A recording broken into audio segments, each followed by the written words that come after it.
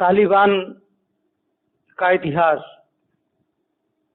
तालिबान जिसने हाल ही में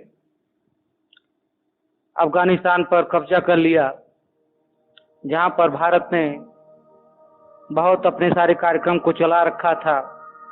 अफगानिस्तान में अमेरिका ने भी बहुत सारा काम किया और वहां की सेना के लिए बहुत सारे अस्त्र शस्त्र और विस्फोटक वस्तुओं को दिया अफगानिस्तान की रक्षा के लिए।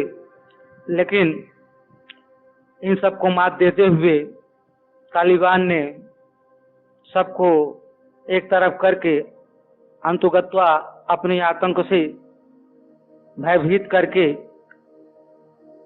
अफगानिस्तान को पूरी तरह से कब्जा कर लिया। और वहां पर के जो राष्ट्रपति थे वह भाग निकले अपने हेलीकॉप्टर में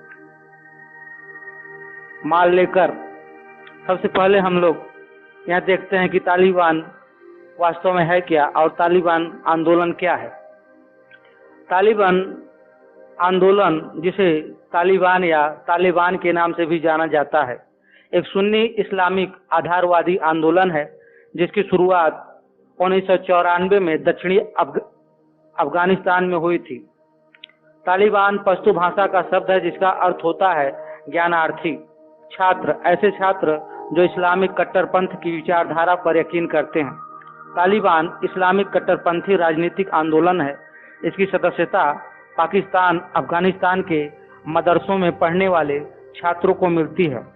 1996 से लेकर 2001 तक अफगानिस्तान में तालिबानी शासन के दौरान मुल्ला उमर देश का सर्वोच्च धार्मिक नेता था। उसने खुद को हेड ऑफ सुप्रीम काउंसिल घोषित कर रखा था।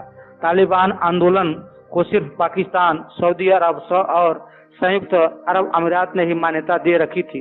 अफगानिस्तान को पाषाण युग में पहुंचाने के लिए तालिबान को जिम्मेदार माना जाता है। तालिबान का उदय 1990 की शुरुआत में उत्तरी पाकिस्तान में तालिबान का उदय माना जाता है। इस दौर में सोवियत सेना अफगानिस्तान से वापस जा रही थी।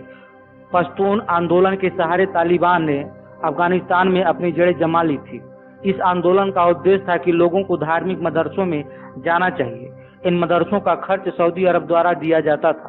1996 में तालिबान ने अफगानिस्तान के अधिकतर क्षेत्रों पर अधिकार कर लिया। 2001 के अफगानिस्तान युद्ध के बाद यह लुप्तप्राय हो गया था, पर 2004 के बाद इसने अपनी गतिविधियां दक्षिणी अफगानिस्तान और पश्चिमी पाकिस्तान में बढ़ाई। फरवरी 2009 में इसने पाकिस्तान की उत्तरी पश्चिमी सरहद के करीब स्वात घाटी में पाकिस्तान सरकार के साथ एक समझौता किया कि जिसके तहत वे लोगों को मारना बंद करेंगे और इसके बदले उन्हें शरीयत के अनुसार काम करने की छूट मिलेगी। सामाजिक प्रतिबंध। तालिबान ने पाकिस्तान और अफगानिस्तान के पश्तून इलाकों में वायदा किया था कि अगर वे एक बार सत्ता में आते हैं तो सुरक्षा और शांति कायम करेंगे। वे इस्लाम के साधारण शरिया कानून को लागू करेंगे। हालांकि कुछ ही समय में तालिबान लोगों के लिए सरदर्द साबित हुआ। शरिया कानून के तहत महिलाओं पर कई तरह की कड़ी पाबंदियां लगा दी गई। सजा देने के विभत्स तरीकों के कारण अफगानी समाज में इसका विरोध होने लगा। तालिबान की शरिया कानून के मुताबिक अफगानी पुरुषों के लिए बढ़ी हुई दाढ़ी और महिलाओं के लिए बुर्का पहनने का फरमान जारी कर दिया था। टीवी, म्यूजिक, सिनेमा पर पाबंदी लगा दी गई थी। 10 उम्र के बाद लड़कियों के लिए स्कूल जाने पर मनाही थी। तालिबान ने 1996 में शासन में आने के बाद लिंग के आधार पर कड़े कानून बनाए। इन कानूनों ने सबसे ज्यादा महिलाओं को प्रभावित किया। अफगानी महिला को नौकरी करने की इजाजत नहीं थी। लड़कियों के लिए सभी स्कूल, कॉलेज और यूनिवर्सिटी के दरवाजे बंद कर दिए गए थे। किसी पुरुष रिश्तेदार के बिना घर निकलने पर महिला का बहिष्कार कर दिया जाता था। पुरुष डॉक्टर द्वारा चेकअप कराने पर महिला और लड़की का बहिष्कार किया जाएगा। इसके साथ महिलाओं पर नर्स और डॉक्टर्स बनने पर पाबंदी थी। तालिबान के किसी भी आदेश का उल्लंघन करने पर महिलाओं को निर्दयता से पीटा और मारा जाएगा। तालिबानी इलाकों में शरीयत का उल्लंघन करने पर बहुत ही क्रूर सजाएं दी जाती थी। एक सर्वेक्षण के अनुसार 97% अफगान महिलाएं अवसाद की शिकार हैं।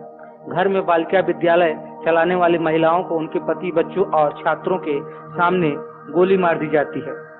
प्रेमी के साथ भागने वाली महिलाओं को भीड़ में पत्थर मारकर मौत के घाट उतार दिया जाता है। गलती से बुर्का से पैर दिख जाने पर कोई अधेड़ उम्र की महिला को पीटा जाता है।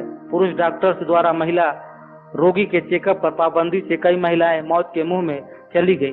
कई महिलाओं को घर पर बंदी बनाकर रखा जाता है। इसके कारण महिलाओं में आत्महत्या के मामले तेजी से बढ़ने लगे हैं। जैसा कि यह इतिहास जो बहुत ज्यादा पुराना नहीं है तालिबान का, लेकिन तालिबान ने बहुत ही जल्दी ही अपने आंदोलन से और अपने जो हथियार के दम पर पाकिस्तान, सऊदी अरब और अफगानिस्तान में अफगानिस्तान पर तो अब लगभग पूरी तरह से उसने अपना कब्जा बना लिया है।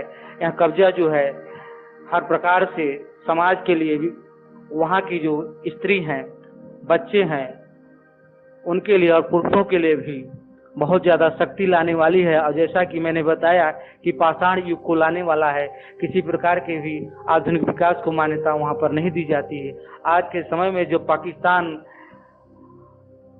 तालिबान को लेकर तालिबान के साथ सहयोग करके अफगानिस्तान पर उसने कब्जा करा दिया, तो वहाँ भारत के लिए कोई बहुत अच्छी बात नहीं है। भारत के लिए भी बड़ी भारी दुविधा और संकट खड़ा कर सकता है यह तालिबान। भारत ने जो बहुत सारे विकास के कार्यों को अफगानिस्तान में शुरू किया था, वह सारे कार्य अब रुक जाएंगे और उसके बाद भी अफगानिस्तान जो है पाकिस्तान के जो पीछे से कार्य करने की, अर्थात जो आतंकवादियों को भारत में भेजने और धीरे धीरे आतंक को फैलाना, वह कार्य बहुत तेजी से बढ़ेगा और उसको वहाँ बढ़ावा देगा। और ये तालिबानी जो है यह भारतीय जो मुसलमान हैं उनको भी प्रभावित करेंगे और यहाँ एक प्रकार से अच्छी स्थिति नहीं कही जा सकती है, क्योंकि इसके द्वारा भारत में पहले से ही मुसलमानों के द्वारा जो कार्य किए जा रहे हैं, जो शांति में बनाने के पक्षधर नहीं है, शांति के पक्षधर हैं। अभी हाल ही में बहुत सारे आंदोलन दिल्ली में हुए थे, जो कि यहाँ तक कि ये जो कानून बना है कश्मीर के लिए भी 370 वगैरह, तो ये सब देखते हुए कहा जा सकता है कि यह शुभ नहीं है। और इसे जो है अमेरिका ने जो अफगानिस्तान पर कब्जा किया एक बार, और उसके बाद उसने जो वहाँ पर बहुत सारे विकास के जो और हथियार के जो बहुत सारे संग्रह कर दिया और सेना को बनाया, लेकिन सेना भी वहाँ निकम्मी साबित हुई और वहाँ सब कुछ छोड़कर, क्योंकि सेना के लोग भी तालिबानी लोगों से मिले हुए थे और अफगानी तालिबानी जो कहीं बाहर से नहीं आए हों, पाकिस्तान के और अफगानिस्तान के ही युवा लोग हैं जो अशिक्षित और अनपढ़ और एक प्रकार से जो शरीयत और आतंक और हिस्सा और जिहाद को फैलाने वाले हैं। इनकी तादाद बढ़ते हुए देखते हुए आप जो कह सकते हैं कि यह दुनिया के लिए बहुत बड़ा खतरे का विषय है।